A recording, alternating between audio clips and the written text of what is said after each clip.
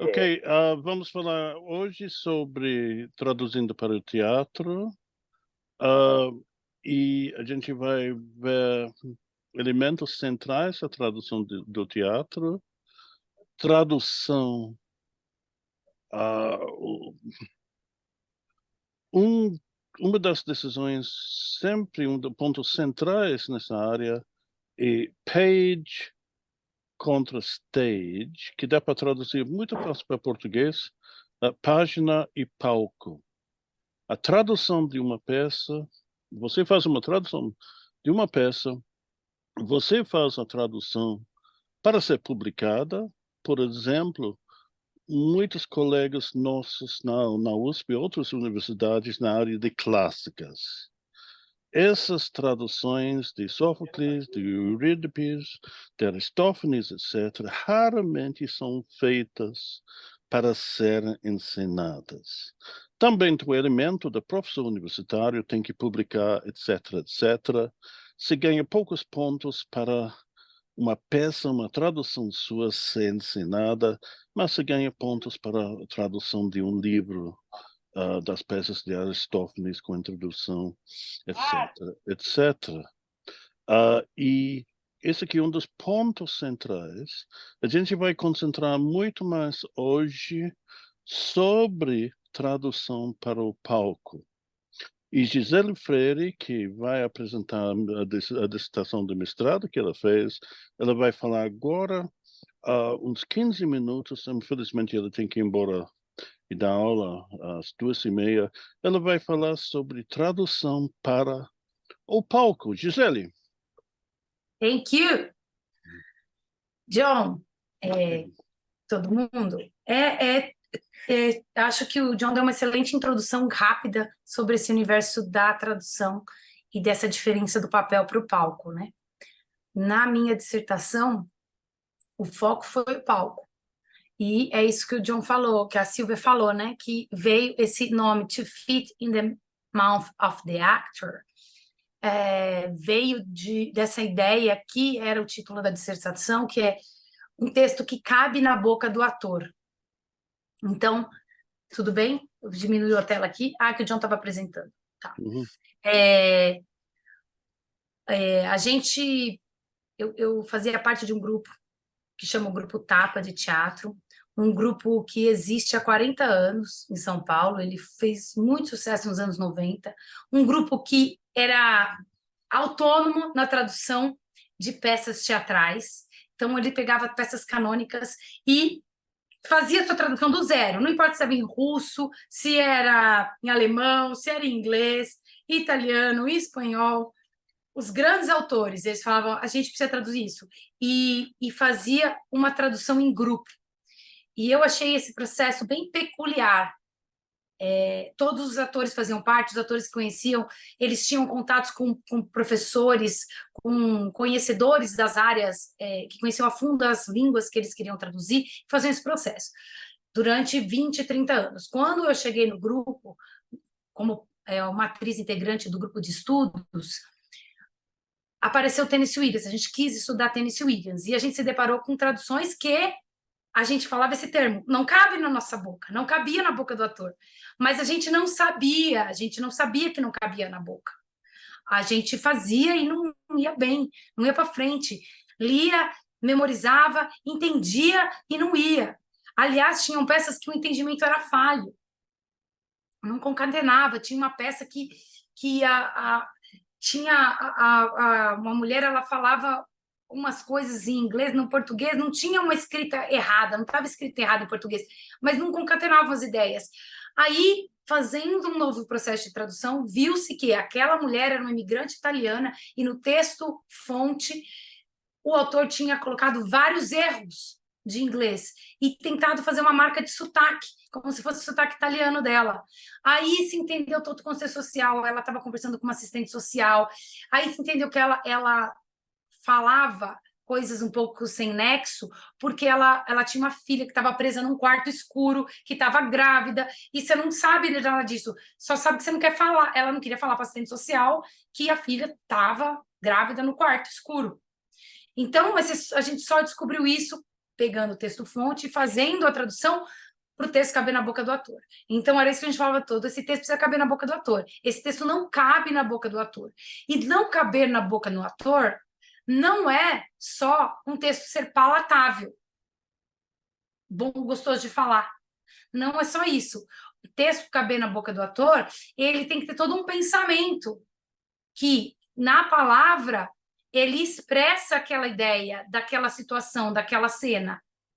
Porque se ele não expressa, a história ela toma um outro rumo que é diferente daquela que, de repente, o autor propôs no texto-fonte.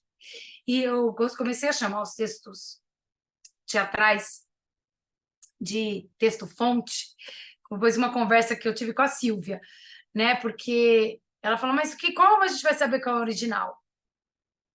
O que é o original? É o texto-fonte, a base, que é daquele autor. E no caso do Tennessee Williams, isso é muito verdade, porque ele fez várias versões de um mesmo texto. Às vezes ele fez num ano, ele fez uma, e no outro ano ele arrumou uma coisa, aí para uma ele fez para Broadway, ele fez um jeito, para o cinema hollywoodiano ele fez de outro. Então é o mesmo texto que ele mesmo deu várias versões. Então, qual é a fonte? Qual a fonte que a gente pegou? Né? A gente parte de uma fonte. Eu gostei muito dessa terminologia, acho que se encaixa bem.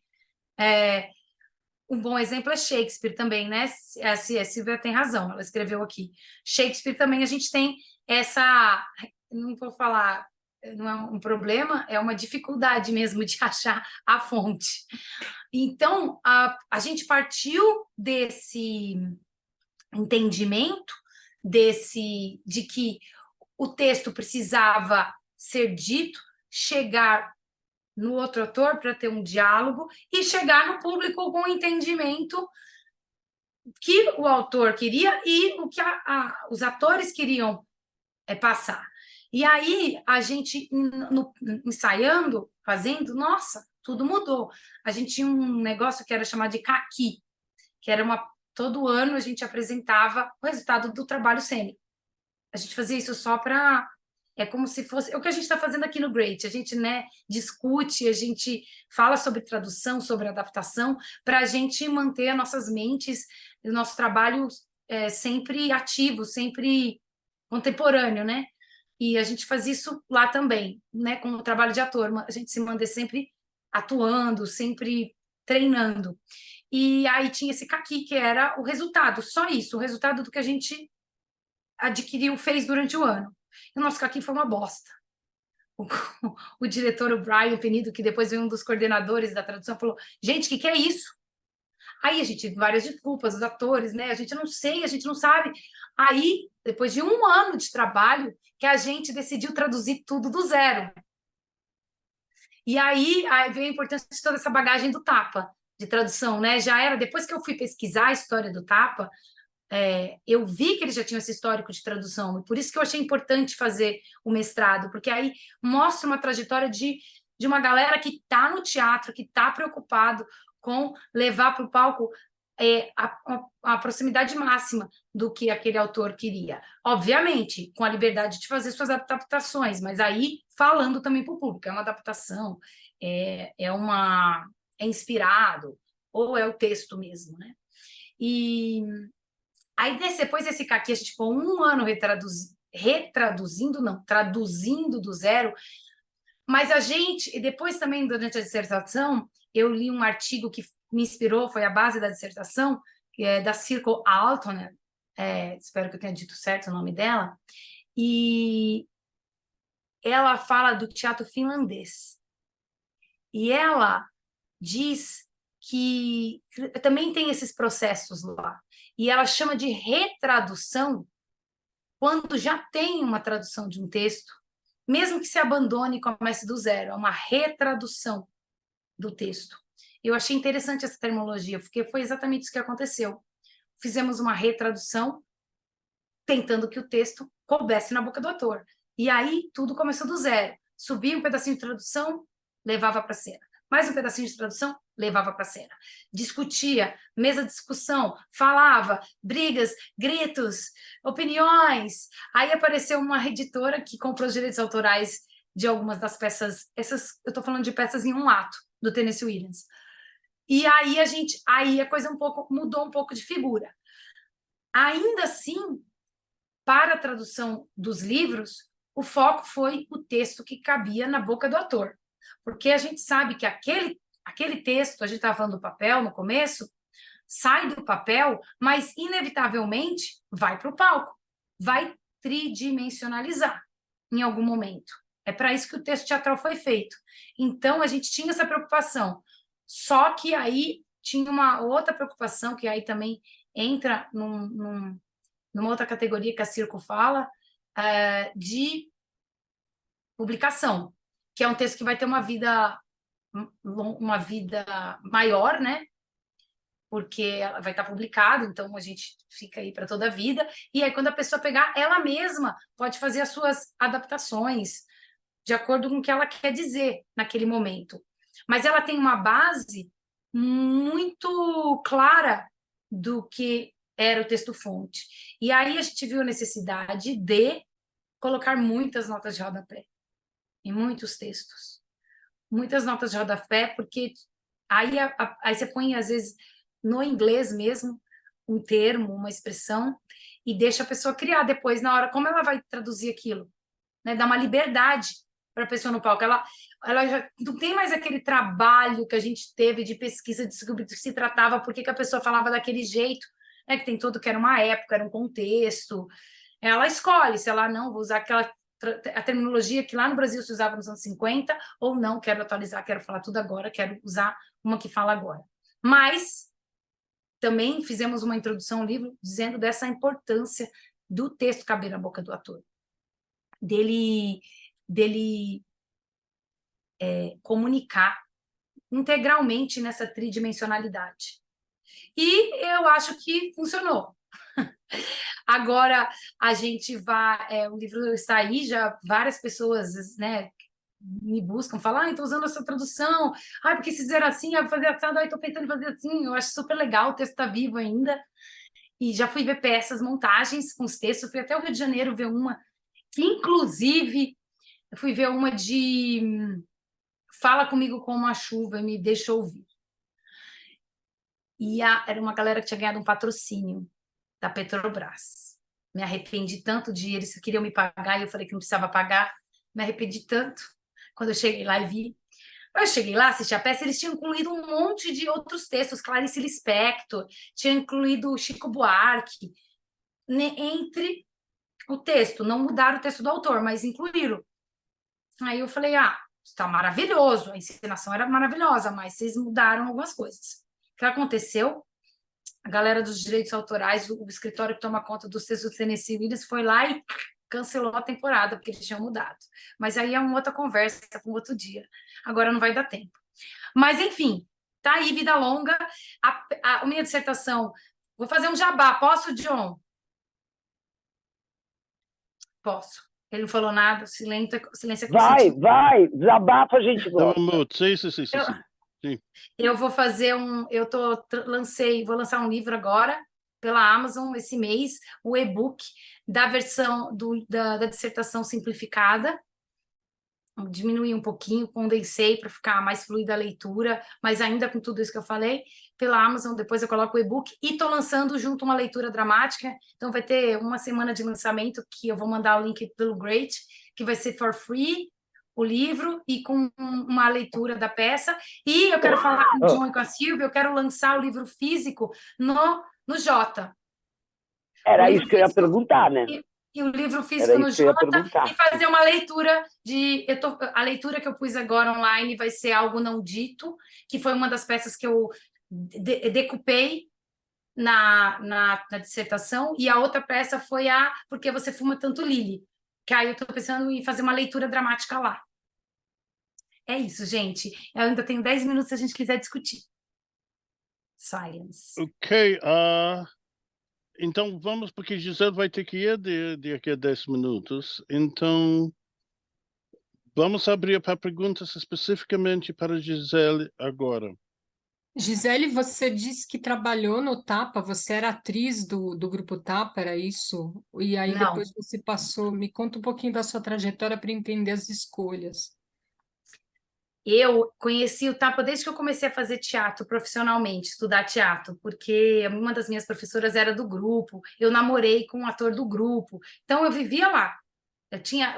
Eu conheci o Tapa quando eles estavam numa época, era nos anos 2000. Eles fizeram muito sucesso nos anos 90, até 99, aí começou a decair. Tinha tipo, eles fizeram um Plínio Marcos, muito Plínio Marcos, a Serpente. Meu namorado na época fazia Serpente, eu ia assistir a peça, às vezes só tinha eu na plateia. Então eles passaram por um período muito difícil, sabe? Perderam, eles tinham patrocínio do Pão de Açúcar, nessa época aí não tinham mais. Então eu conhecia desde essa época. Aí eu fui morar na Inglaterra. Não, aí eu saí, terminei meu grupo de estudos e fui fazer um trabalho lá nesse grupo de estudos de atores. Não era atriz do TAP. E aí fui para a Inglaterra. Quando eu voltei de novo a fazer o grupo de estudos. Mas a gente ia montar Tennessee Williams com o Tapa, né? O Eduardo estava me dirigindo com a outra atriz para a gente montar, mas aí aconteceu umas coisas que é melhor não deixar registrado por aqui, e aí uma atriz resolveu pegar a peça e lançar antes alguns blues, e a minha peça ficou de fora. Então, eu fiz parte, né? Atuei, montamos, mas aí a peça que eu encenei, que estava crescendo, ela não estava pronta ainda, e ela ficou de fora de alguns blues. Então, foram só outras peças em um ato do Tennessee Williams. Mas eu fiz parte só desse projeto, como atriz e tradutora.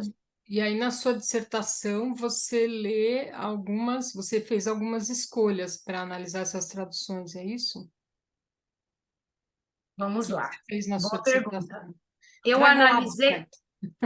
eu peguei todas as dificuldades que a gente teve, né? Semânticas, de pontuação, gramaticais, de entendimento, culturais, sabe? Tudo que foi dificuldade. E aí eu separei em blocos, assim, quais peças a partir de dois textos, Algo Não Dito, Something Unspoken, Por que Você Fuma Tanto, Lily? A partir desses dois textos, que dificuldades a gente teve aqui? E aí eu coloquei pequenos exemplos das outras peças, para as pessoas entenderem mais a fundo outros tipos os mesmos tipos de dificuldades em outros contextos. E aí fui página a página falando sobre por temas. Primeiro eu coloquei os temas, aí no fim eu coloquei todas as páginas, todas as páginas de Lily e as 10 primeiras páginas de Algo Não Dito, com todas as etapas de tradução. Então, a primeira, quando fizemos uma tradução literal, a segunda, quando foi feita uma tradução das próprias atrizes discutindo após uma discussão, uma mesa de discussão, depois quando foi levada essa para o palco, para discutir no palco, e depois quando foi a tradução final, que foi foi ser lançado para a publicação. Legal, obrigada. De nada. Mais comentários, perguntas para a Gisele? Vamos entrar no texto. E o Augusto está aqui? A pergunta que eu acho que seria muito também. útil você falar um pouco disso. Fala um pouquinho, porque assim, normalmente a gente fica com nosso trabalho acadêmico trancado na biblioteca. Então, sei lá, queria que você falasse só um pouquinho dessa tua ideia, do teu projeto de você fazer um e-book acessível, né? Sei lá, você cortou muito, qual era o tamanho da dissertação e como é o tamanho do livro, sei, para dar uma ideia para as pessoas que também a gente tem, né? Outras pessoas que também possam ter essa vontade, né, Gisele? Sei lá, só para dar um... Legal. Olha, então, o livro deu quase 300 páginas, né? Cortando bastante, eu tirei várias coisas, coloquei várias coisas de apêndice, tinha muita coisa bacana para se falar, descrever um processo que foram longos, foi um processo de 2 anos, e até mais, se for considerar 2 anos de tradução, mais 1 ano que a gente, né, de trabalho de ator lá atrás, com os textos todos que não davam para trabalhar. E então o recorte deu isso. Aí, a gente sabe isso que você falou, Silvia, fica meio engavetado o texto, né? A pessoa tem um link lá, mas ela não entra. Eu resolvi, eu conversei com o Paulo, que faz parte do grupo, ele falou que tinha lançado uns livros pela Amazon. Eu não tinha como eu fazer um lançamento, não tinha tempo de correr atrás de editora, e eu não tinha grana para fazer eu mesmo lançar. Convencionalmente, como você vai lá e paga. E aí, ele me falou tudo sobre a Amazon, uma coisa muito bacana que eles têm feito agora, né? Em termos de lançamento de livro. Tem abraçado os autores, porque aí você lança o seu e-book de uma forma muito... eu posso passar um contato de uma pessoa que assessora, tá? A gente nisso. É um passo a passo simples de seguir, e você tem o teu material divulgado por uma empresa mundialmente, né? Que o meu próximo passo é traduzir para o inglês, porque aí é mais mundialmente ainda. E aí eu condensei, tirei essa parte de história do Grupo Tapa, né? Porque aí tem na dissertação, foquei mais assim no processo. Eu descrevi o processo, isso, né, que a Gi me perguntou agora, eu foquei nisso, em descrever esse processo. E tirei os quadros das 2 peças, os exemplos, coloquei só os comentários dos trechos que eu queria, das outras peças e dessas 2 peças, comentando cada dificuldade, e isso, e concluí. E deu 160 páginas. Parabéns, Gisele, parabéns. Eu fiz questão que você falasse sobre isso, a gente já tinha conversado, mas eu quero que fique público, fique gravado. O pessoal que está afim de fazer uma coisa, né, fica já estimulado. Legal, Gisele. Então, e aí vou fazer para avaliação, e vou fazer uma leitura em inglês. Tive a ideia recente, vou gravar em inglês para as pessoas compararem também, né? Essa tradução que não é a tradução da publicação, a que eu estou fazendo a leitura, já é uma tradução transformada, porque já faz 10 anos que eu leio esse texto praticamente. Então já é outra coisa. Eu e a outra atriz temos várias ideias, né? Tudo muda, é mutante, mas sempre com esse foco, caber na nossa boca, né? Falar. O Augusto, falar. o Augusto fez parte do processo que você falou para ele, fala para ele falar, então. O Augusto fez, eu entrevistei o Augusto quis Tá fazer aqui. mestrado no dia, eu lembro como se fosse hoje, eu estava lá entrevistando ele, para fazer parte do processo, e o Augusto falou, poxa, que legal esse projeto, analisar, eu quero fazer o mestrado, queria fazer Tennessee Williams. Eu falei, se você quer, você vai, porque você tem como fazer, você tem material, você já é tradutor, ele já era... Eu estava fazendo faculdade de tradução quando esse presente do Tennessee Williams veio para minha vida. O Augusto já era tradutor, né? Trabalhava em escritório de tradução, então ele ainda tinha uma história maior que tradução. Aí ele entrou em contato com o John, pesquisou, decidiu o foco de pesquisa dele e seguiu. Mas eles têm vários pensamentos do Augusto na dissertação, porque a gente fez parte desse processo juntos. Então, ele sabe, foi bem colaborativo. Claro, tinha uma decisão final, ninguém perguntou isso, né? É da boca do ator, é tudo, mas e aí, se o ator fala o que quer? Você fala o que quer na hora do palco, mas você tem um diretor, você está trabalhando em conjunto, tem que ser em comunhão com o diretor. E na publicação a gente tinha diretores também. A Maria Silvia Beth foi a nossa supervisora, o Brian Penido, outro nosso coordenador, e o Eduardo Tolentino foi o diretor. Então era dele a decisão final, que foi para o livro. Que coisa que a gente não concordava? Algumas sim, mas a gente muda no palco quando a gente for levar. Entendeu? Tinha um direcionamento. E o Augusto pode falar, pode contribuir muito esse papo daqui para frente, hein, Augusto? Não. Isso que eu li o trabalho dos dois, do Augusto e da Gisele, eram mais ou menos da mesma época, né? Vocês dois estavam com o John e vocês fizeram o tema era teatro, era a tradução do Tennessee Williams, e vocês fizeram 2 coisas completamente diferentes. O mais legal e incrível, gente, quem tiver afim de ver isso é muito interessante, porque o orientador é o mesmo, a coisa é o mesmo, o tema é o mesmo, o assunto é o mesmo. Meu, os caras fizeram o grupo, vocês estavam no mesmo grupo, né? ainda no mesmo grupo de pesquisa que era o GRIT, vocês fizeram duas coisas completamente diferentes. É muito legal. Eu sou muito orgulhosa de vocês. Eu adoro. Adoro. Obrigada. Legal, Vai Cida. lá, Deixa um Augusto, fala pouquinho, alguma Augusto, coisa e falar. a Gisele. Ó, eu vou sair. Obrigada por tudo. Eu acho que a gente pode fazer outros papos. Estou aberta, me mandem aqui e-mails, o que quiser. Vou deixar aqui para quem não tem ainda. Aliás, vou deixar aqui também para atualizar meu e-mail lá. Eu não recebi algumas coisas. Esse é o meu novo e-mail.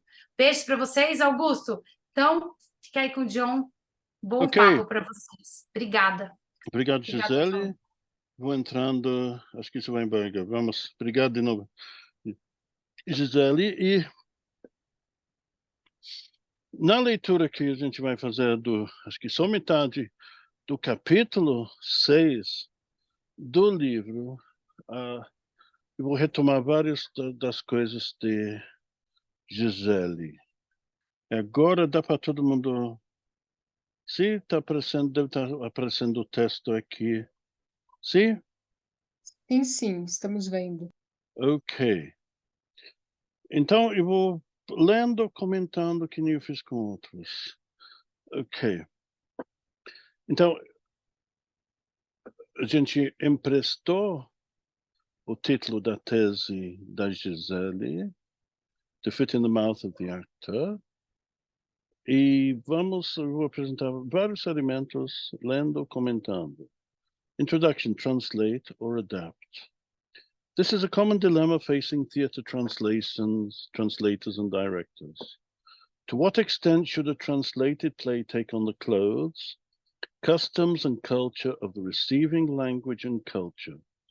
In the words of Friedrich Schleiermacher, quem conhece bem teoria da tradução com certeza conhece Schleiermacher, will the director wish for a foreignizing version, which will take the audience to the culture of the text, leaving the original references and cultural elements? Or will the director bring the play to the home country, domesticating the references and bringing the play to the audience? Should the audience experience the foreign, or should the foreigner be made a native? Likewise, to what extent should an older text be updated? Aqui, Philip Zatlin, exemplo aqui dado pela teórica e tradutora Phyllis Zatlin é sobre as traduções de Molière, que escreveu em dísticos verso rimado. Hoje em dia, ela comenta em inglês aqui, in English, rhyming verse removes the play from real life and emphasizes its elegance, wit and humor at the expense of the realism. Mas se se pensa no Brasil hoje em dia, eu acho que não hoje em dia, no Brasil nunca houve uma tradição de apresentar no palco verso rimado. Até Shakespeare, os versos rimados de Shakespeare e o verso branco de Shakespeare, no palco geralmente torna-se prosa. O público brasileiro não tem esse costume de escutar verso rimado. E a gente tem o mesmo exemplo aqui de tradutor teórico australiano, Louis Naura, a practicing Australian dramatist and theatre translator. The translated play, unlike the novel or poem, must be speakable, de novo, to fit in the mouth of the actor. If anything destroys an audience's interest in a play, it is dialogue that sounds translated. Ironically, one often does a disservice to the playwright by translating him as closely as possible, and yet by making the play as attractive to an audience and speakable, one has on occasions had to move far from the original. But what was the original?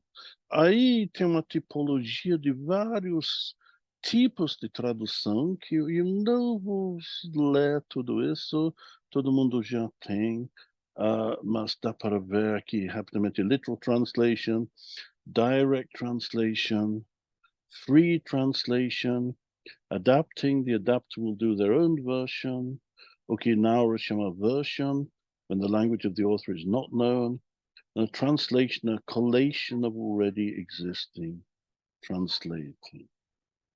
Okay, o próximo parágrafo aqui. There are a myriad of factors which will affect the decisions taken. Among them are the intentions of the director, the expectations of the local culture, the distance of the culture of the play from that of the receiving culture, and the period when the play was written. Elemento muito importante que Gisele acabou de comentar, a ideia do domínio público. Não dá para o domínio público, na maior parte dos países, é a partir de 70 anos da morte, depois da morte do escritor, nesse caso, dramaturgo. Initially, there is the question of a contract for the translation of a contemporary play or any work that is not in the public domain. In this case, rights must be paid to the author or their family or estate, who will be able to exercise control and check what is performed, as we shall see below in the case of the plays of Samuel Beckett. However, if the work is in the public domain, there is no restriction on what may be done with it. One may take a play of Sophocles, Shakespeare, or Racine, turn it inside out and upside down, use or add what one wishes, and discard the rest, and use a gay, feminist, fascist, communist, Christian, or existential viewpoint. Então, não há menor problema para fazer o que se quer com Shakespeare, Sophocles, Racine. E hoje em dia eu sempre dou exemplo de Monteiro Lobato, que poucos anos, no começo de 2019, entrou no domínio público. Eu estou aguardando alguém fazer uma versão, por exemplo, Emília adulta, Dona Benta jovem, etc. Okay, translating the audience.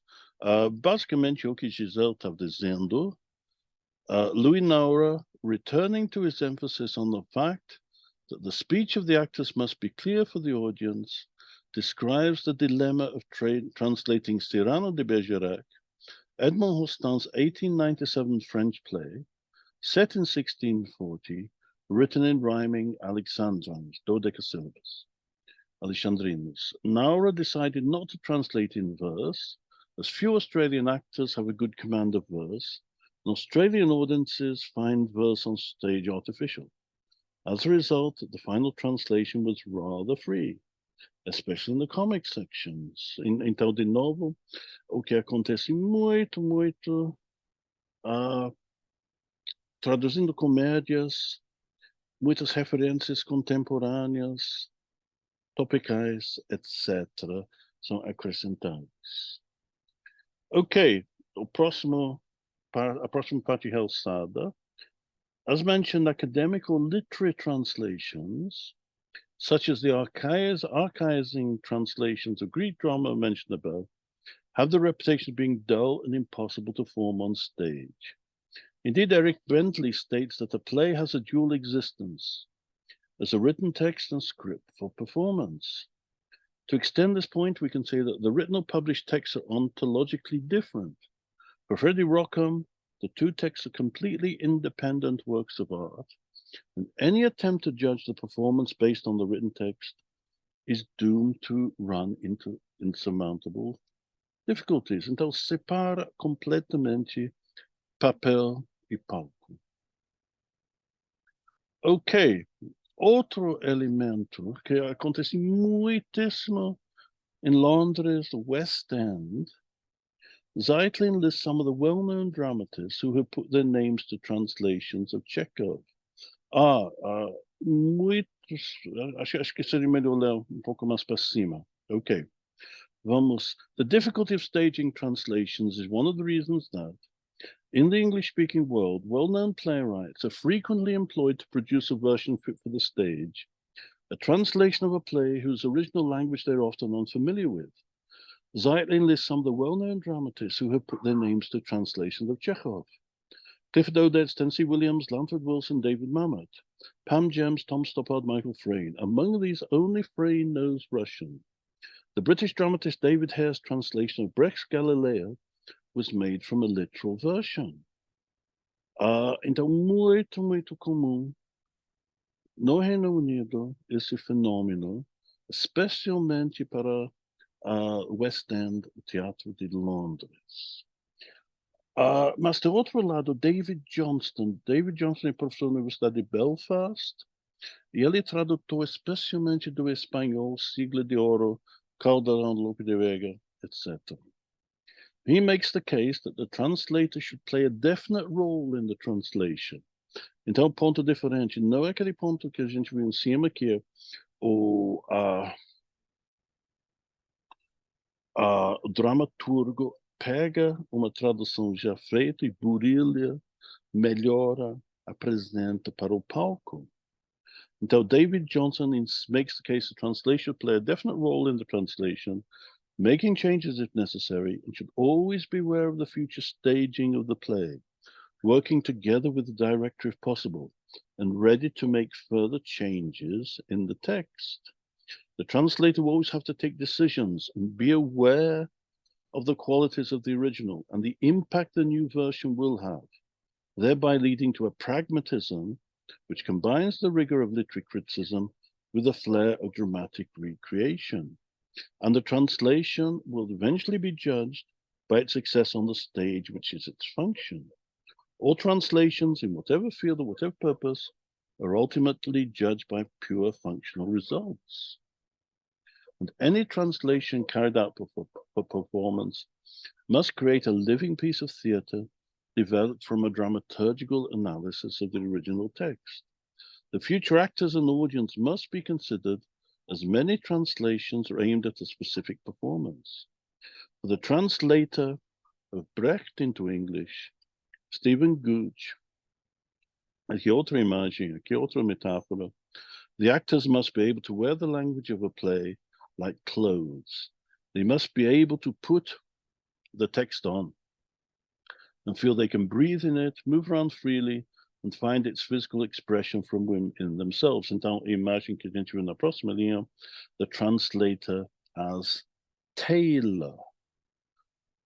E vamos aqui, David Hare, dramaturgo muito conhecido no Reino Unido hoje em dia, compares the intelligent translator to a substitute director, or like the conductor of an orchestra, bringing out certain themes, inevitably emphasizing, and comments on the different versions of Brecht's Galileo that could be made, as well as his own. E lembra que ele não traduziu, ele usa uma tradução já feita do Galileo de Brecht. In order to make the play suitable for the small Almeida Theatre in London, he had to perform the job of a tailor, rejecting certain passages, getting rid of all the detritus in German expressionism, of German epic, almost performing the task of a co-director and getting to the heart of the play. Brecht had worked on Galileo for 17 years, and the play was overlong, overwritten, with a large amount of extraneous material. Hare's job was to clean out the gutters, take out the clutter, and strip a lot of the overwriting out. Então, fazer uma boa limpeza, tirar bagunça, tirar tranqueira. Fortunately, Hare's version was approved by the Brecht estate, which, according to Hare, wished to see Brecht performed by a new generation of British dramatists. Hare believes that each translator, just like the director, will emphasize a specific aspect of the original play. We can link this with Mary Timoshko's concept of the metonymic translation. Each translation will emphasize one particular aspect of the original. And in the case of a translated play, one production may stress the wit and humor, while another may make the same play sad and depressing. The theatre's many actors. In the theatre, the text is only one of many elements. Podemos te Acting. interromper ou vamos Não, deixar... eu prefiro terminar tá e bom. depois abrir assim.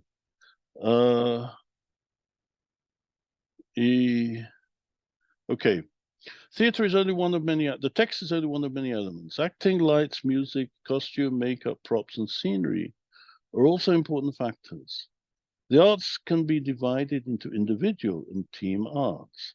Individual arts, music, sculpture, painting, literature, photography. Claro que dá para dizer que tem grupos, por exemplo, Renascença, pinturas foram feitas nem sempre por Rembrandt, por equipe, estudantes, etc. Mas, em geral, a gente está pensando music, sculpture, painting, literature, photography como individual. While film and theatre, depending on the team, consisting of a number of people. In the case of many films, você vê os créditos, 2.000 pessoas, os créditos levam 10 minutos para passar. The theatre director is the coordinator of a collaborative team, which, depending on resources, may include lighting and sound engineers, wardrobe and makeup staff, musicians, the author and/or translator, will have to satisfy different audiences, the potential spectators, the actors, the technicians, and the producers. Thus, for Kurt Taroff, their work will be much more public-oriented, temporal, and specific than that of artists in other areas. Aqui, Actor Network Theory, e não falo muito, a gente estava pensando antes de começar agora que eu tenho uma aluna trabalhando nessa área. Actor Network Theory, uma das bases de sua tese, na qual examina uma organização budista e uma revista de tradução e aulas de tradução dentro dessa organização budista. Here we can introduce the ideas of ANT, Actor Network Theory, originated by Bruno Latour and used in translation studies by a number of theorists. In basic terms, ANT will examine the relations between the actors in a given task. For an example, Hélène Bouzelin uses ANT in her account of the relations between translations and publishers in Quebec. Gisèle de novo examines the discussions around possible translations of the text of Tennessee Williams short plays, Why Do You Smoke So Much, Lily, and Something Unspoken between the stage actors, director Eduardo Talentino, and consultant Professor Maria Silvia Betti from USP. Suggestions were made, rejected, the Portuguese text was changed, though the final word, como Giselle estava dizendo, generally rested with the director. For the Finnish academic Sirkku Aaltonen, que Giselle usou e mencionou, by tracing the contribution of the actors during a translation in the making, we can account for the interaction of the multiple subjectivities underlying translational choices, as well as the negotiations, decisions, and events that have affected these choices. In theatre translations performance, Aaltonen joins ANT with ideas on performance studies by Richard Schechner to analyze the Finnish production of Ensemble by the Lebanese-Canadian writer and director Wajdi Mouawad. Schechner divides the actors in a performance into 4 types. Sources, including authors, actors aqui no sentido de participants. Sources, including authors, choreographers, composers, and playwrights. 2, producers, directors, designers, technicians, business staff of the theatre. 3, performers, and finally partakers, audience, fans, spectators. The first 3 categories will work together to ensure the performance, and one person may work in the 3 different areas, as of course happens in performances by smaller groups. Aaltonen's study of the Finnish Ensemble Polito examines the interaction of the sources, the various phases of the rehearsals, and the relationship between the performers, workshops, performance, and the aftermath, the critical reaction of the partakers, the audience. Okay, the next section, making the setting familiar. David Johnston de novo defends the fact that he gave an Irish setting, Ellie Ede Belfast, to his performed translations of 3 of the plays of Raymond de Valle-Inclán, set in Galicia and Madrid. In the case of Luces de Bohemia, Esperpento, Bohemian Lights, as translated for London's Gate Theatre in 93, he believed that it required an appropriate texture for its highly distinctive language use, a coherent working metaphor for the dramatic body of the play, human truths and conflicts which underlie the clothing of the verbal text, to which he somewhat tongue-in-cheek gives the term, he gave the term transubstantiation. Johnson finds Irish English appropriate for Valle-Inclán's peculiar dissonant Esperpento style, with its mixture of the tragic and the comic. Initially using Irish voices for a London audience would have a similar distancing effect as Galician voices for a Madrid audience. In addition, there is a strong oral performance element in spoken Irish, with a variety of elements and registers which elsewhere would be more appropriate for the written page. Thus, Valle-Inclán's grotesque images and the fabric of his language becomes both familiar and unfamiliar for the Gate Theatre audience. Sigrid Altonen takes a more nuanced view than Johnston. She writes about loosely targeted texts, a general published text, not set in any particular time, and contrast this with more closely targeted texts, in which the translator will provide remarks and alternatives for the director and actors to work on. This is particularly useful in the case of plays which deal with Finnish culture. She gives the example of Olga by Laura Ruhonen, performed in Edinburgh in 2001. The play was first performed in Finland, then a loosely targeted English translation was made by Anselm Hollo, a well-known translator of Finnish literature into English. Then a literal version of Holger was prepared for the Travers Theatre by Angela Landon, a bilingual English speaker who also wrote bracketed remarks to provide options for the stage version and act as a starting point for discussions between Ruhonen and the Scottish playwright Linda McLean, who was commissioned to write the stage version, which was based on the literal version, but also checked against Hollo's loosely targeted translation, and was later published by the Travers Publishing. Certain plays may lend themselves to adaptation more than others. A case in point is even Ensler's The Vagina Monologues. Acho que teve bastante sucesso aqui in São Paulo também, which became an international success, as it is filled with slang, curses, and local references. Momentinho. Pedro, tudo certo? Tudo bem. Não, eu tô aqui no... Não, eu tô aqui dando aula agora. Yeah. Mas ela tá... Minuto. Sim, metade. E onde está a outra metade? Ali. Okay. As it is filled with slang, curses, and local references, it lends itself to adaptation or localization. Phyllis Satlin gives examples of the way in which references to locations near New York and their slang terms for vagina were replaced by Victor Kremer in regions of Spain. In addition, the Spanish term for vagina, coño, has become very mild in Spain. Meus amigos na Espanha, quase cada sentença tem coño. And the translator takes advantage of this, having the audience chant coño, coño, coño in one of the Spanish performance's finest moments. Anthony Meach describes the ways in which Shakespeare plays were adapted in East Germany in order to make a critique of the communist regime. Noting the performances of Shakespeare were banned in Stalin's USSR, he mentions the game of bluff between theaters and the censorship authorities, who would have to approve the script of any play to be formed or even sit in on performances. However, it was more difficult for them not to accept a classic play. Meach mentions the great popularity of performances of Hamlet and Julius Caesar, with their images of tyranny, and a performance of Julius Caesar in which the actor playing Caesar wore a mask which made him look very much like the East German Communist Party secretary Erich Honecker. In the introduction, Lefebvre Refraction.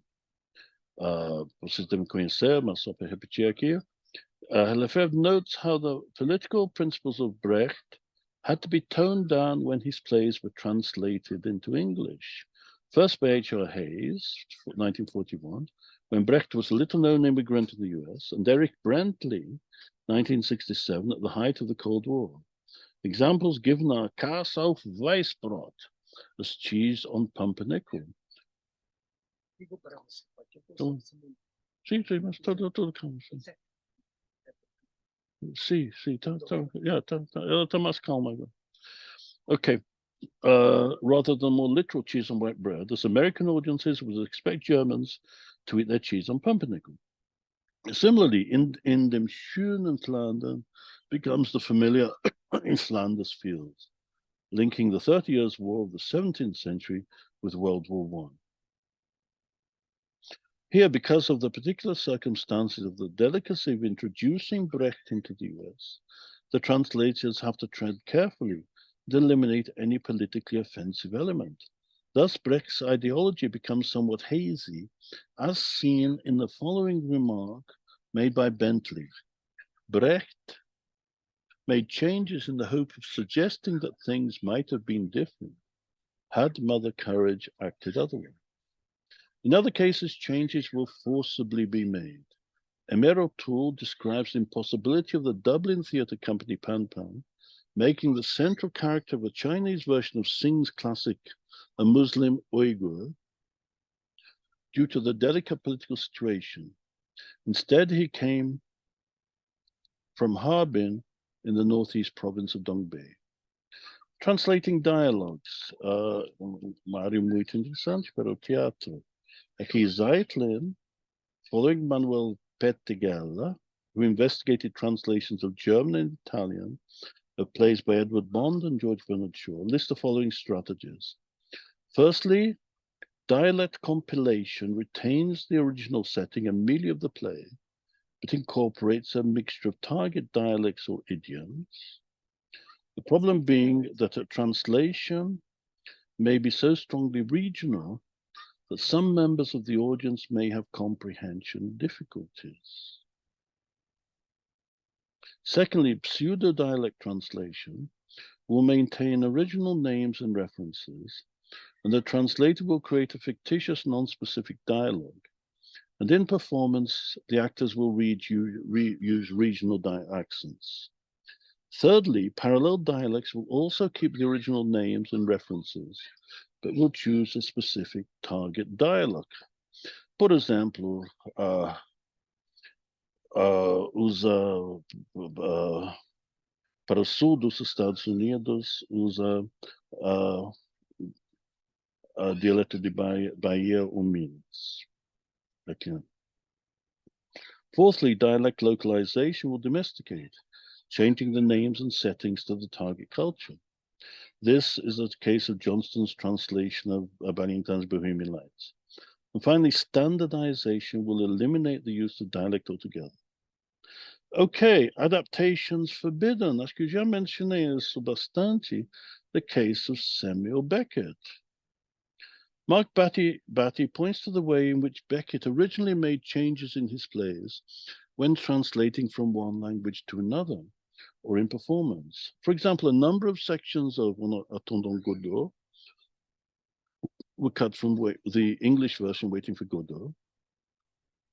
Then these changes made their way back into the French version. During his lifetime, Beckett directed a large number of the productions of his plays in French, English, and German. According to Batty, this placed him in the position of being a kind of double translator or interpreter. Initially, Beckett had translated his plays into English, and then the stage interpretation would be his. The director then usually stands in between the written text and the performance of a sort of surrogate author. His or her role is analogous, therefore, to that of the translator. This role is unusual, as the playwright or translator will normally only provide the material, and the director will perform a second translation or adaptation, or mimesis translation.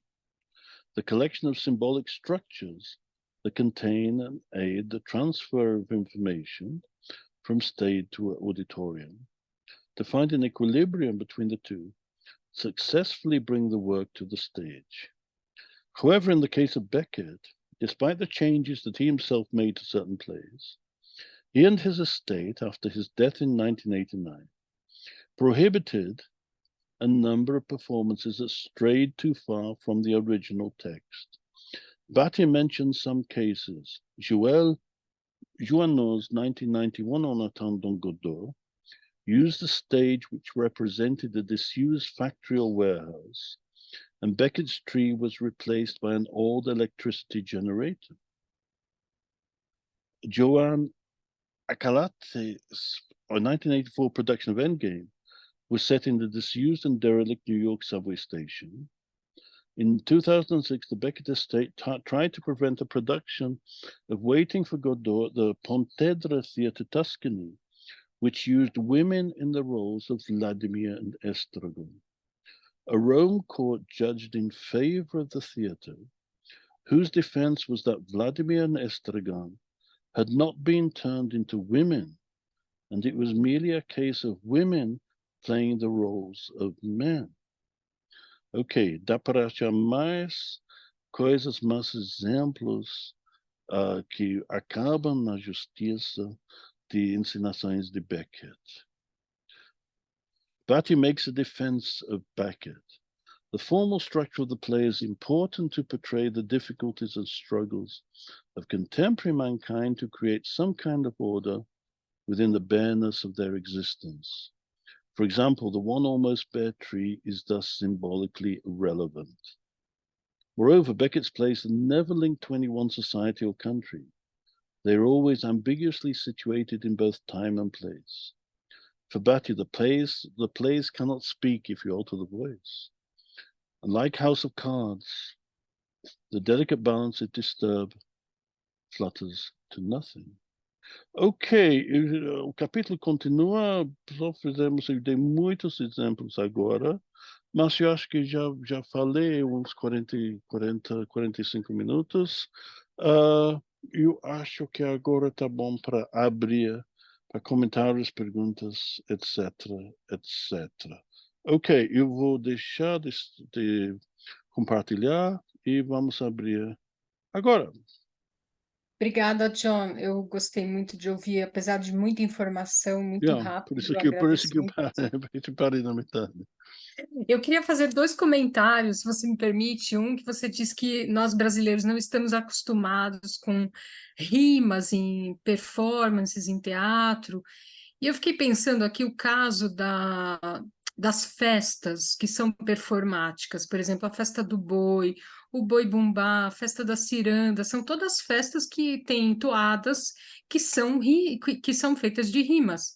Então, aí eu tenho que discordar, né? Eu estou, inclusive, lendo tem muitos alunos interessados em estudar essas festas, e aí, lendo esses trabalhos sobre tradução e adaptação, eu sei que aí a concentração dos estudos da tradução mais na questão linguística, mas para mim essa parte performática é adaptação e também tradução cultural, porque a festa do boi vem da Europa para a América, lá no século XVI, por uma esposa que ficou no lugar do marido lá de um intendente aqui em Santos, né, na região de Santos, e acabou trazendo os bois e aí também as festas, né? Então, houve adaptação, houve tradução, processos de tradução cultural, e aí não só a questão linguística, como de tradução. Uhum. A segunda observação que eu queria fazer diz respeito a esses exemplos de tradução dialetal, né? Eu não posso deixar de trazer o exemplo do Pygmalion, do Bernard Shaw. E acho que alguém precisava estudar as traduções que existem dessa peça para o português, porque ali a questão dialetal é a base, né? A chave da peça, inclusive. Eu não sei como foi feito, eu nunca li nenhum estudo, não sei se existe, mas se não existe era importante existirem pessoas interessadas em estudar essas traduções. Sim, ponto interessante. Primeiro ponto, sim. Eu concordo, sim. Eu acho que você pode dizer, sim, eu poderia acrescentar uma categoria de festas populares que usam rima, mas não, vamos dizer, no teatro burguês, no teatro Hum. tradicional clássico.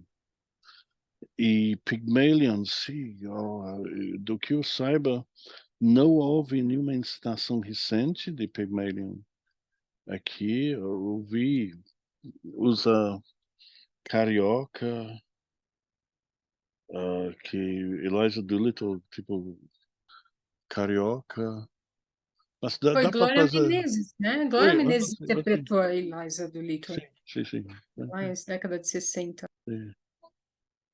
Mas acho que daria para usar qualquer sociedade onde você está, você pode, ah, sim. Claro que o centro do teatro tem o eixo Rio-São Paulo, ah, e sim, sim, claro que o original Cockney, ah, mas acho que daria para usar basicamente qualquer tipo de sotaque bem forte, de baixo padrão. A propósito, no nosso painel lá da Abralix sobre poesia performática, uma das apresentações foi mesmo uma performance com música, poesia, mas aí, claro, que era um painel sobre poesia performática, era mais fácil de ver isso lá do que em outras instâncias, né? Hum, vamos, tem bastante gente, tem gente que temos que tem alguns participantes novos que vão ter que se apresentar.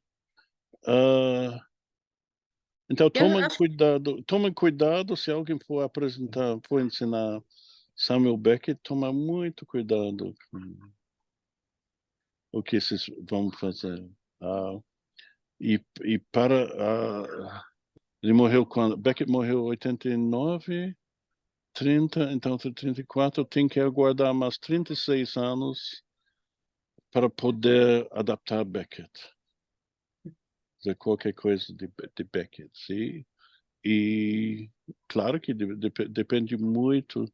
Se vocês estão fazendo um tipo de produção amadora, dificilmente que vão ser pegos, mas se for uma coisa meio semi-profissional, toma muito cuidado. Aqui no Brasil, eu sou agente do estado de Beckett. Então, eu que para cada tentativa de mudar, adaptar Beckett, eu ganho dinheiro. Então, é sério. Como é que é isso? não, isso Elas não, moram, não, não, não, não, não, não, não, não. Olha, acho que Augusto ia falar alguma coisa sobre, logo depois da fala da Gisele Freire. Augusto, você ia falar sobre a sua participação. Yeah, não sei. O Dias Felizes do Beckett. Dias Felizes está em cartaz. Infelizmente, vai acabar agora. Ele está no. Está ali na Lapa. Como é o nome daquele teatro da Lapa? Esqueci o nome. Enfim, mas ele está lá, porque agora as peças estão ficando em cartaz só 4 semanas, infelizmente. E eu não tive a oportunidade de ver e nem de conversar com essas pessoas. Eu vou até perguntar depois se ele mexeu. Provavelmente ele não mexeu no texto. Ele deve ter adquirido os direitos e não mexeu. Porque eu sei que o Beckett você não pode mexer em quase... Não, em nada. Você não altera nada do texto. Quando você compra os direitos, você não pode alterar nada. A Clara Carvalho traduziu o Escola de Mulheres do Molière. Eles vão fazer amanhã em Jundiaí, por acaso. Eles vão fazer amanhã em Jundiaí. Eles fizeram uma temporada aqui no Aliança Francesa. Eu também não assisti, não consegui, mas me disseram que ela conseguiu traduzir e eles fazem converso. Eu fiquei interessado, mas não consegui. Agora, isso que está no texto aí que vocês dois estão falando, Gisele e John, procede, sim. As últimas peças que eu vi, tanto os gregos lá, com rima, olha, acho que foi na década de 80, foi sumindo, foi saindo do teatro, a rima foi saindo. E E tem uma coisa engraçada, porque o ator também parece que não dá conta de fazer. Sabe assim, o diretor foi achando que o elenco não dava conta de fazer, aí o tradutor foi achando, e aí foi sumindo e vai saindo. Não me lembro a última peça que eu vi. Ah, e essa que eu assisti era um grego, mas era um teatro amador, era um festival de teatro amador, não era uma peça profissional. Eu não me lembro a última peça profissional que eu vi no Brasil, se é que eu vi, que tenha sido, que tenha rima. Isso é um negócio bastante interessante. O que a gente vê mesmo é ali o cordel ou aquelas, não são andanças, não, meu Deus do céu, como é que é aquela, que eles lutam uns com os outros, assim, que vem do teatro português, que tem em Pernambuco, tem no Maranhão, tem, esqueci o nome. Ali tem rima, mas ele vem, em geral, do próprio português. Ou eles trouxeram do português lá de 1600 ou 1700, da língua portuguesa, ou eles escreveram no português do Brasil, seguindo a mesma estrutura. É interessante escrever isso. A gente não quero pegar pesado, não, mas parece que a plateia não aceita muito. Ela fica meio rebelde com essa e Shakespeare, eu nunca soube, assim, eu nunca mergulhei para estudar o Shakespeare. As rimas, eu já fiz um curso do movimento, do corpo e da fala, mas quando vai traduzir, aquilo vai se perdendo. Na hora que vão traduzindo, as métricas vão sumindo e vai ficando só o conteúdo. Fica só o que o personagem quer dizer. Em geral, né? Em geral. Tudo vai virando prosa. Poxa, então as adaptações hollywoodianas ou norte-americanas estão bem na fita, né? Porque eu tenho boas recordações, por exemplo, Mercador de Veneza, aqueles diálogos bastante fiéis e seguindo as rimas e tudo mais, para o cinema, então, né? Olha, muitas coisas para a gente falar, porque eu escrevi um texto agora, era prosa pura, pura, pura, pura, e o ator não estava conseguindo falar o texto. Eles não estudam o texto em português escrito por um brasileiro e trocam palavras do jeito que acham, do jeito que querem. Você imagina falar aquilo daquele jeito, dando sentido. Essa peça que eu assisti na década de 80, que era um grego, que eu não sei que grego que era, não sei se era os troianos, não sei o que era, nada fazia sentido. Aí, na hora que a pessoa ia rimar, ela perdia o sentido da fala, entendeu? Então, é uma complicação. E agora, foi citado aqui também, que eu achei bastante interessante, o Monólogos da Vagina, né? E eu fiz uma tradução agora, ano passado, aliás, do O Homem e Sua Próstata. O Homem e Sua Próstata. E a gente fez eu domestiquei. Aí depois eu fui assistente de direção da montagem. Então eu tive a oportunidade de ajudar a domesticar o texto. Foi muito legal, porque em inglês americano, para um ator americano, ele só falava com a plateia. Só falava. Os atores americanos fazem muito isso, né? Eles falam, falam, falam, falam, e conta história, conta história, conta história, e fala, fala, fala. Mas no Brasil a gente viu que aquilo não ia dar certo. Sabe o que a gente fez? Várias cenas, várias coisas que ele contava, nós transformamos em cenas. Elas foram virando cena. Vai virando. Você vê? Isso é um negócio interessante que a gente tem que estar atento. Como é que a plateia no Brasil vai receber a peça? E aí, tanto na hora de traduzir quanto na hora de dirigir, a gente está sempre de olho. Sempre de olho para ver se não está, que a gente chama assim, essa pausa não está muito longa, não está demorando demais, que a gente vai sempre adiantando um pouco a peça e às vezes sai cortando coisas. Então, o que era contado, o que era uma história contada por um ator, pelo ator que fez, virou cena. Legal, obrigada, Augusto. Eu acho que a Silvia postou aí no chat e as peças do Chico, aí eu me lembrei do Cabral, né? João Cabral de Melo Neto. peça em rima. Então, a pergunta para o Augusto é: está a audiência desacostumada a assistir? Ou estão os atores mal treinados e aí por isso opta-se por no longer trazer versos para as peças? É triste, Uma mas é por questão a aí. pensar. É triste, mas é por aí. Na hora de montar, as pessoas vão tirando algumas coisas. Usa-se palavras como é chato, a plateia não vai gostar, e elas vão sumindo. A gente não tem esse. Olha que interessante, parece que a gente não tem esse hábito de associar a poesia ou a rima com o teatro. E aí na escola de teatro, então, na escola de formação de atores, então aí é um sofrimento. Porque a pessoa não lê poesia, como é que ela vai fazer um trabalho desse? Ela tem dificuldade de fazer a prosa, imagina fazer a poesia. Sim, so, Morte de Severina foi escrito como poema longo, não como peça de teatro, mas foi adaptado para teatro. Então, não originalmente não pode ser considerado uma peça de teatro. Perfeitamente. Morte e Vida Severina é uma adaptação do Cabral do Melo Neto. Era um poema. Estou vendo aqui também a filme e animação, cartunista Miguel Falcão. Aqui também. Eu não conheço assim. No cinema, isso é uma categoria, né? Os filmes em que os personagens falam mais, né? Os talking movies, que são mais os franceses, os europeus e os filmes de ação, mais norte-americanos. Então, há essa diferença na categorização cinematográfica,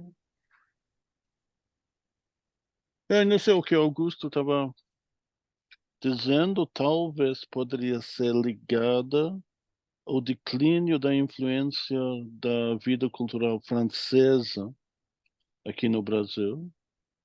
Teatro Sim. muito mais influenciado pelo teatro norte-americano do que francês hoje em dia, que não tem essa tradição de peças em verso.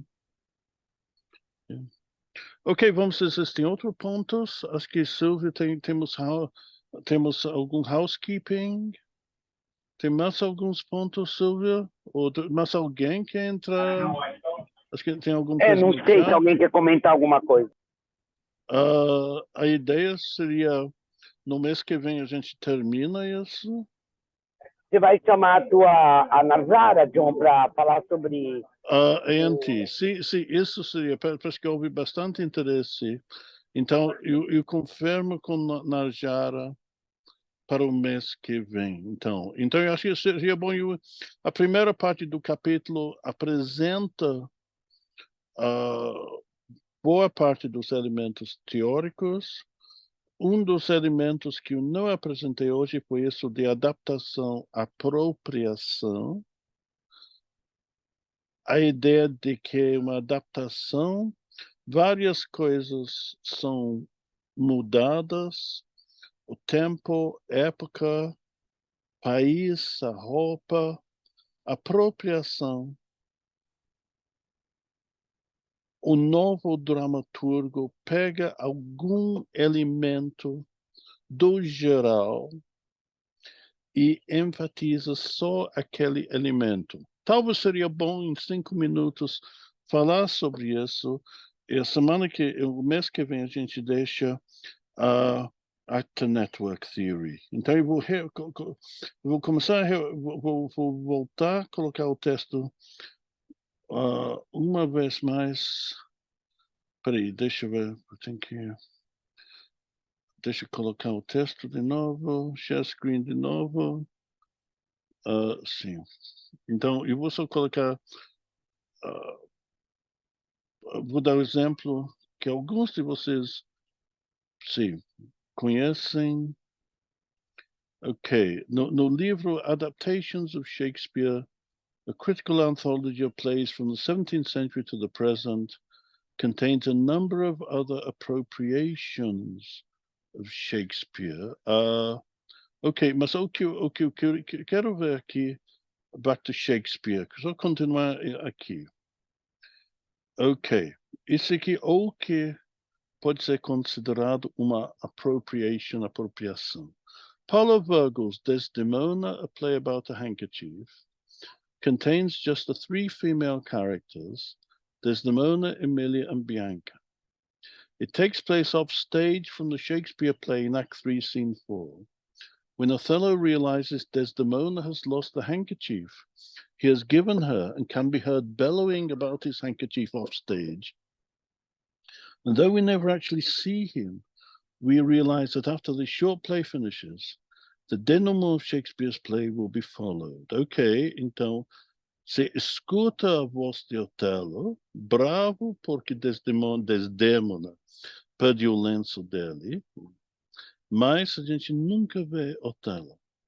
Só as três, Desdemona, Emilia, Bianca.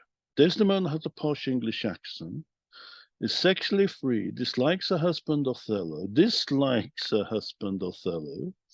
whom she married only to escape her family. Então dá para ver tudo trocado, nada isso do amor idealizado. The color element is of marginal importance. Então esses elementos centrais, Otelo de Shakespeare, a cor de Otelo, aqui não tem muita importância, as he seems to become very integrated into Venetian society. Indeed, the man Desdemona is really interested in is Ludovico, que tem papel pequeno no original. The Venetian noble who is an assistant to the Duke of Venice, and to whom Desdemona used to give a hand job in church. Ok, acho que todo mundo entende hand job, acho que não vou explicar agora. She dislikes the prissy Cassio, então dá para ver que tudo o trama original muda em torno de Cassio, mas aqui não. It remarks that he is the only one with whom she hasn't slept. She is very friendly with the Cockney prostitute Bianca, with whom she seems physically close and enjoys being caned by her. Emilia is a self-righteous Irish woman, religious and puritanical, while at the same time she dislikes her husband Iago and refuses to join in with any of the games of Desdemona and Bianca. Every Tuesday night, Desdemona substitutes Bianca in the brothel, and we discover that on the previous Tuesday, one of Desdemona's clients was Iago. Desdemona, a play about a handkerchief, is almost an extension of Othello, Act 4, Scene 3, in which Emilia asks Desdemona whether she would sleep with another man. Of course, Desdemona wouldn't, but Emilia says that if the fee were great enough, if it meant that she could thereby place her husband in a high position, she would certainly think about it. And if our men sleep around, she continues, we should pay them back in their own kind. This may have given the idea to Paulo Virgil for a play which would give us everything which Shakespeare denies us. Full portraits of the three women, high spirits which do not easily suffer men's foolishness, no easy acquiescence to being victimized, even a lusty, frank sexuality. This scene is a kind of a part, an interlude or instasis before the final tragedy, which Paulo Virgil developed and made into her play. Ok,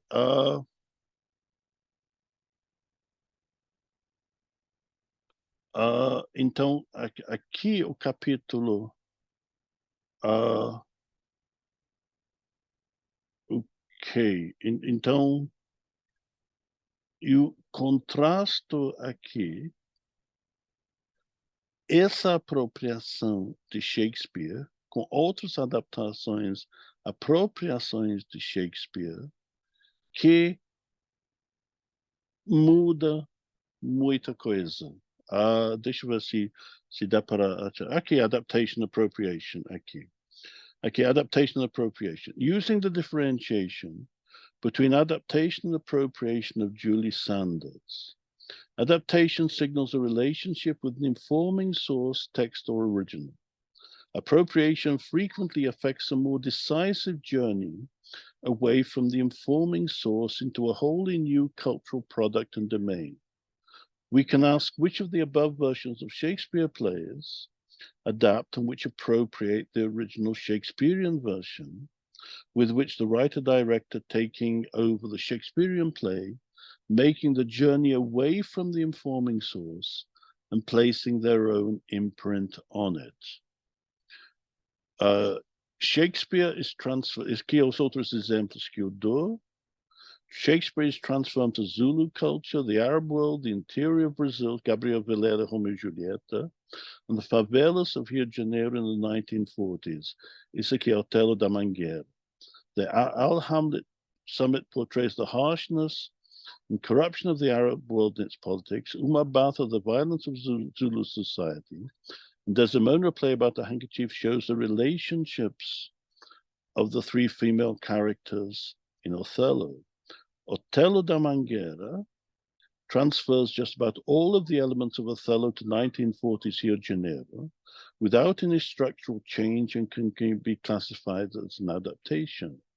Umabatha transfers Shakespeare to Zulu society but maintains all of the main details of the plot, adding dance performance and local spirits and proverbs, but does not insert any other elements and can be also labeled as an adaptation.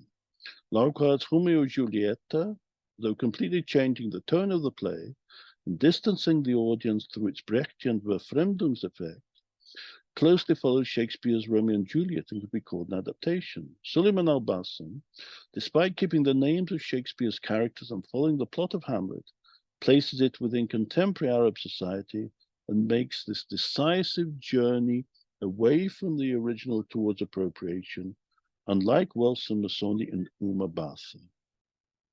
Então dá para ver a diferenciação aqui de Julie Sanders, a frase-chave, decisive journey away from the original towards appropriation. Então, decisive journey, se afastando do original, enquanto Otelo da Mangueira, Umabatha, Romeo e Julieta ainda mantém a grande maioria dos elementos dos originais. Então, esse aqui é outro elemento importante que eu comento nesse capítulo, Julie Sanders, appropriation e adaptation, que é uma tipologia importante na área. Ok, eu acho que podemos terminar a minha parte agora. Eu acho que no próximo mês, que dia que é o próximo mês? Deve ser o primeiro de... Deve ser o 1º de setembro. Normalmente é a primeira sexta do mês, né? Sim, eu não estou sim. com o negócio aberto aí. Sim, então, A Fernanda falou alguma coisa. 1º de setembro mesmo. sim, Tá. eu confirmo com Narjara. Com a Narjara. Ok, Tá bom. passo para... Então, Então tá. temos housekeeping. Quem que é novo? Quem que é novo ia se apresentar? Quem é novo ia se apresentar? Sim, eu estou vendo nomes. Aislani, quem é Aislani? Aislani.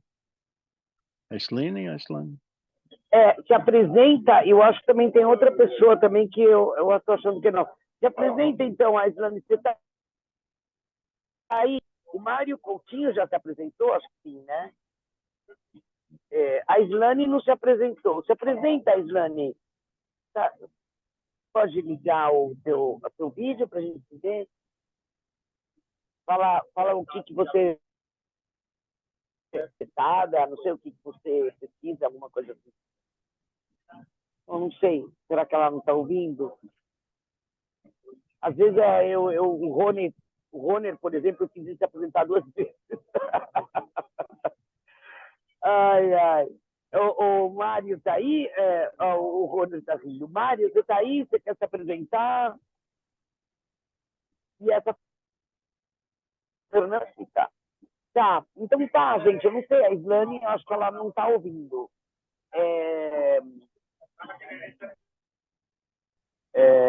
Tem algumas pessoas que sim, mas outras não.